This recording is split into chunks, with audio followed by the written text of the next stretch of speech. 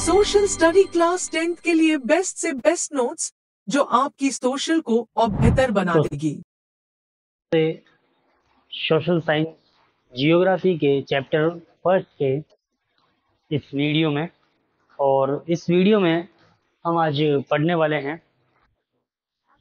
इस वीडियो में हम आगे की अब जो हमारे टॉपिक हैं उनको हम क्लियर करने वाले हैं। जैसे कि प्लानिंग के बारे में हमारी बात चल रही थी, रिसोर्स प्लानिंग।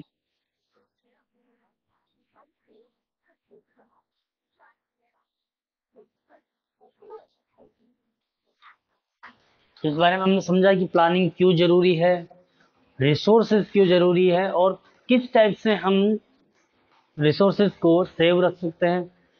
पूरी दुनिया में वर्ल्ड लेवल पर यानी कि इंटरनेशनल लेवल पर कब ये कोशिशें स्टार्ट हुई रिसोर्सेज को सेव रखने के लिए, रिसोर्सेज को बचाने के लिए, कब से ये काम स्टार्ट हुए, वो हमने देखा। 1968 से लेकर के 1992 तक का जो आपकी बुक में दिया हुआ पूरा एक क्रोनोलॉजी है, उसको हमने देखा कि सबसे पहले क्लब ऑफ रोम, उसके बाद में सबसे लास्ट में इंटरनेशनल अर्थ summit 1992 Brazil Rio de Janeiro conduct किया गया, और उसमें एजेंडा 21 के बारे में हमने समझा। अब हम आज देखने वाले हैं अभी कि resource planning in India, resource planning की जरूरत क्यों है, उसकी हमें आवश्यकता क्यों है, और इंडिया में हम इसको किस तरह से एग्जीक्यूट कर सकते हैं। तो सबसे पहले देखते हैं कि रिसोर्स, अच्छा रिसोर्स जहां पर किसी, मान लीजिए किसी एक पर्टिकुलर लोकेशन पर, जैसे कि कोई भी एक स्टेट या कोई भी एक स्टेट ले लेते हैं, जैसे कि जम्मू कश्मीर। जम्मू एंड कश्मीर जो है वो आपके लिए, अच्छा आप ये बताइए कि जम्मू एंड कश्मीर में जो लोग रहते होंगे इनके लिए इनकम का कौन सा तरीका होगा, ये अपनी इनकम किस तरह से करते होंगे, कौन सा सेक्टर रहता होगा। तो नॉर्मली आप बोलेंगे कि सर ये एग्रीकल्चर, और दूसरा यहाँ का जो इम्पोर्टेंट एक इनकम का सोर्स है लोगों के लिए वो है टूरिज्म। अच्छा यहाँ पर आपको कमी किस चीज़ की मिल सकती है, किस चीज़ की यहाँ पे शॉर्टेज है, तो वो शॉर्टेज आपको मिलेगी वाटर, ड्रिंकिंग वाटर, क्योंकि यहाँ पे स्नो वगैरह ये सब मिल जाएगा, घूमने लायक जगह भी मिल जाएगी टूरिज्म के लिए, एग्रीकल्चर भी यहाँ पे होता है, लेकिन वाटर की शॉर्टेज यहाँ पे जरूर मिलेगी। वैसे ही हम एक दूसरा स्टेट एग्जांपल में लेते हैं, जैसे कि झारखंड। झारखंड में आपको मिनरल्स, डिपॉजिट्स ये सब मिल जाएंगे, लेकिन इंफ्रास्ट्रक्चर जो यहाँ का है वो इतना अभी अच्छा नहीं है। लेकिन नॉर्मली जब हम बातचीत करते हैं तो हम ये बोलते हैं कि किसी भी लोकेशन की डेवलपमेंट जो है वो रिसोर्स पे डिपेंड करती है। अगर उस लोकेशन पर रिसोर्सेज अवेलेबल है तो हम ये सिंपल से लैंग्वेज में कह देते हैं कि वहां पर अगर रिसोर्स अवेलेबल है तो वो लोकेशन भी कैसी हो गई होगी, डेवलप हो गई होगी। लेकिन इन दो तीन जगह ऐसी है जहां पर हमें ये बात बिल्कुल उल्टी नजर आती है, इनके पास रिसोर्सेज भी हैं लेकिन फिर भी ये जो जो लोकेशन है ये डेवलप नहीं हुई है। अच्छा राजस्थान की भी बात कर लेते हैं। राजस्थान में जैसे आपके यहाँ पे राजस्थान में सोलर और विंड एनर्जी, इसके लिए बहुत ज़्यादा एक स्कोप है। बाड़मेर में जो रिफाइनरी वगैरह लग रही है इसके लिए बहुत स्कोप है, लेकिन फिर भी राजस्थान में एक चीज़ की कमी मिल जाएगी, क्या, वाटर। तो अगर किसी लोकेशन पर कोई एक पर्टिकुलर चीज़ या एक रिसोर्स ज़्यादा है तो वहीं पर किसी दूसरी चीज़ की कमी हमें ज़रूर देखने को मिलती है। इसका हमने पिछली वीडियो में हमने एक एग्जाम्पल भी देखा था, पिछले टाइम में हमने एग्जाम्पल देखा था कि दुबई में पानी की कमी है लेकिन सऊदी अरब में पानी की कमी है तो पेट्रोलियम बहुत ज़्यादा है। इंडिया में पेट्रोलियम की प्रॉब्लम है तो हमारे पास वाटर भी अवेलेबल है। तो एक किसी के पास एक चीज़ ज़्यादा होती है, लेकिन अगर हम इनमें इसी हिसाब से रहने दें कि हाँ भाई तुम तुम्हारी जानो हम हमारी जाने, तुम्हारे पास अगर पानी की कमी है तो तुम देखो, हमारे पास अगर रिसोर्सेज की कमी है तो हम जाने हैं, तो फिर डेवलपमेंट नहीं हो सकता। डेवलपमेंट करने के लिए हमें क्या करना पड़ेगा, मिल करके एक दूसरे की प्रॉब्लम को सॉल्व करना पड़ेगा, और तब जाकर के क्या होगा, डेवलपमेंट देखने को मिलेगा। अभी यहाँ पर एक ध्यान देना, एक बैलेंस रिसोर्स प्लानिंग, इन सारी चीजों में ये चीज कॉमन आएगी।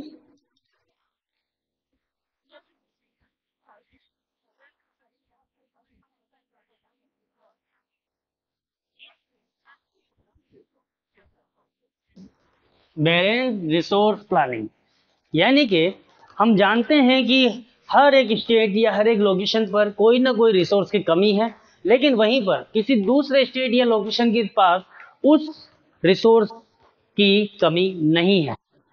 तो अगर ये दोनों स्टेट या लोकेशन साथ में मिलकर के काम करें तो इनके पास बिल्कुल भी कमी नहीं रहेगी और एक अच्छा डेवलपमेंट देखने को मिलेगा। तो इसीलिए इंडिया एक डाइवर्स कंट्री है, बहुत ज़्यादा डाइवर्सिटी यहाँ पे हमें देखने को मिलती है। डाइवर्सिटी चाहे रिलीजन के बेस पे हो, चाहे क्लाइमेट के बेस पे हो, या फिर लैंग्वेजेस के बेस पे हो, या फिर रिसोर्स के बेस पे हो। कौन सी लोकेशन पे कौन सा रिसोर्स मिलता है, हमारे यहाँ पे बहुत ज़्यादा डाइवर्स। तो इसी को ध्यान में रखते हुए इंडिया में भी हमें ज़रूरत है रिसोर्स प्लानिंग की।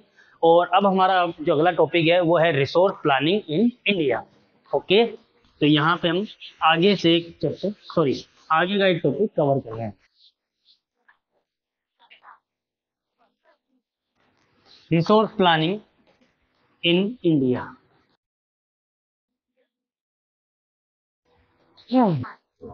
तो resource planning in India, resource planning में इंडिया में आपने देखा होगा कई बार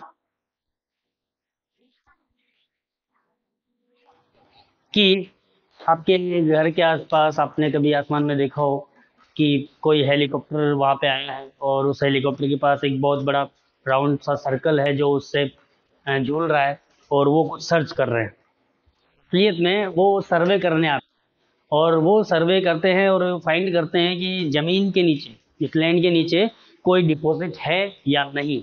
जब भी कोई डिपॉजिट मिलता है तो फिर क्या काम होने वाला है वो हम इसमें देखने वाले हैं। इस तरह से पहले सर्वे किए जाते हैं। सर्वे करने के बाद जब हमें उनको रिपोर्ट मिलती है तो पहला काम ये रहेगा आइडेंटिफिकेशन।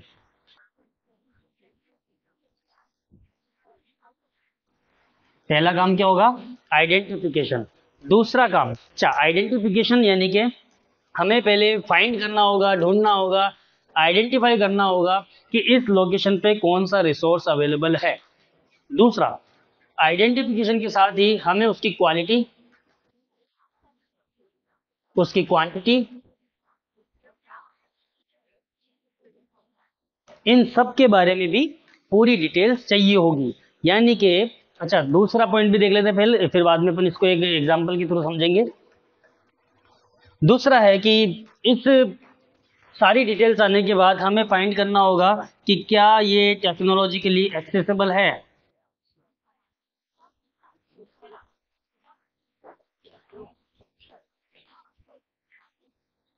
क्या ये टेक्नोलॉजिकली एक्सेसिबल है, क्या हमारे पास इतनी टेक्नोलॉजी है कि हम इस रिसोर्स को अगर बाहर निकालें तो आसानी से हम निकाल पाए।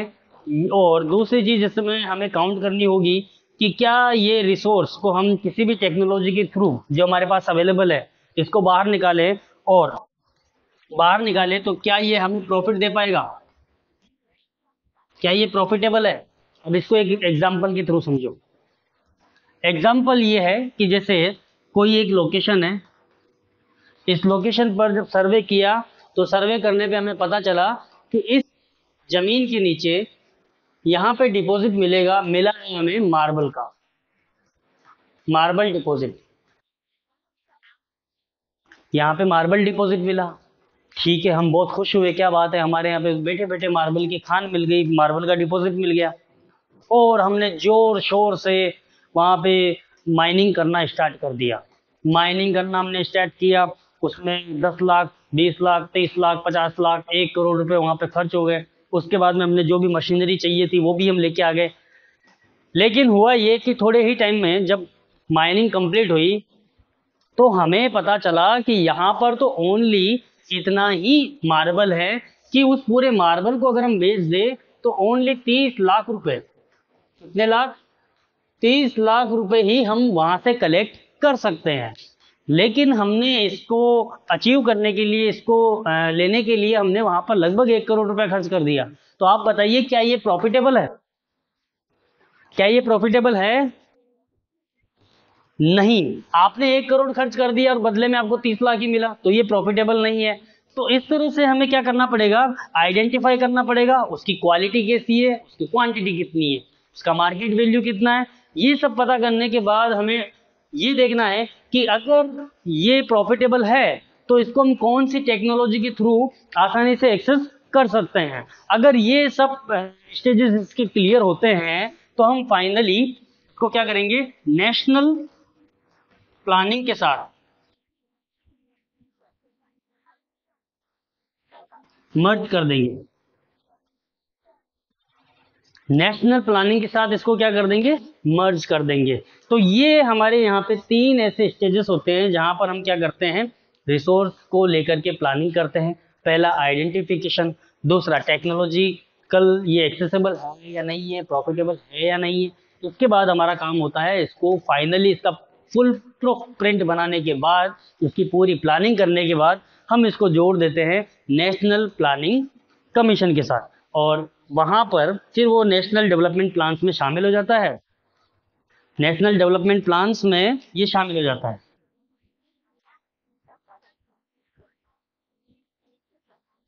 ठीक है, तो ये थे आपके 3 पॉइंट।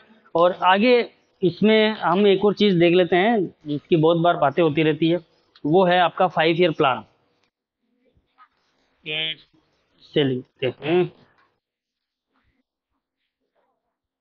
5 year plan. अच्छा, एक और कंट्री है इंडिया के अलावा जो 5 ईयर प्लान को फॉलो करती है, कौन सी है? रशिया, रूस। रूस वो कंट्री है जो 5 ईयर प्लान को फॉलो करती है। अच्छा, एक और बात है कि इंडिया ने 5 ईयर प्लान कहाँ से लिया है, हमने कहाँ से सीखा कि हमें 5 ईयर प्लान को फॉलो करना चाहिए? तो हमने सीखा है रशिया से, यानी रूस से। और 5 year plan, first 5 year plan हमने जब लॉन्च किया था तो हमने वो फर्स्ट 5 ईयर प्लान एग्रीकल्चर को एक तरीके से उसमें शामिल किया था। यानी कि हमने फर्स्ट 5 ईयर प्लान में एग्रीकल्चर पे फोकस किया, एग्रीकल्चर सेक्टर को हमने डेवलप करने की कोशिश की। क्योंकि आपने पढ़ा होगा इकोनॉमिक्स में कि जो अलग अलग सेक्टर होते हैं उनमें प्राइमरी सेक्टर में एग्रीकल्चर आता है। और अगर आप अपने प्राइमरी सेक्टर को मजबूत करोगे तो क्या होगा, सेकेंडरी सेक्टर अगर आप बाद में मजबूत करोगे, पहले प्राइमरी सेक्टर मजबूत करेंगे फिर सेकेंडरी सेक्टर मजबूत करेंगे, तो इससे क्या होगा, डेवलपमेंट ज़्यादा होगा। ओके, तो यहाँ तक ये देखने के बाद अब हमें ये देखना है कि इंडिया में जो रिसोर्स प्लानिंग है, उस रिसोर्स प्लानिंग के अलावा क्या हिस्ट्री में भी ऐसे कुछ हमें एविडेंस मिलते हैं कि इंडिया में रिसोर्सेज को लेकर के एक तरीके से मारामारी रही है? बता सकते हो आप? इंडिया पर जो ब्रिटिशर्स ने कंट्रोल किया था एक तरीके से, वो किस चक्कर में किया था या किसके चक्कर में किया था? तो वो थे आपके रिसोर्सेज। रिसोर्सेज के लिए ही ब्रिटिशर्स इंडिया आए थे, क्योंकि वहां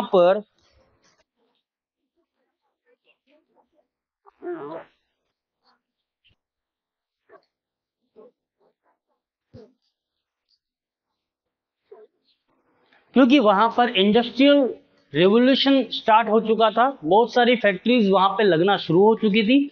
लेकिन फैक्ट्री लगाना ही काफी नहीं है, फैक्ट्रीज में मटेरियल भी होना चाहिए, वहां पे कोल भी होना चाहिए, वहां पे आयरन भी होना चाहिए, और वहां पे कपड़े बनाने की फैक्ट्रीज लगने लग गई थी तो वहां पे कॉटन भी होना चाहिए। तो ये सब चीजें वहां पर इतनी अवेलेबल नहीं थी, तो उनको उनको जरूरत थी एक ऐसी कंट्री की, एक ऐसी लोकेशन की, एक ऐसी कॉलोनी की जहां से वो सारे ये जो इनके नीड वाले मटेरियल है वो वहां से ले पाए। तो उनको मिला इंडिया। इंडिया में ये सारी जो उनकी नीड थी ये फुलफिल हो सकती थी, इसलिए वो इंडिया आए और इंडिया से उन्होंने बिजनेस करना स्टार्ट किया। फिर ये अलग बात है, धीरे धीरे धीरे धीरे उन्होंने यहाँ पर एक तरीके से गवर्नमेंट फॉर्म कर ली और यहाँ पर वो अपनी कॉलोनीज को बना करके यहाँ का जो रिसोर्सेज है उनको डिप्लीटेशन उनका करते गए।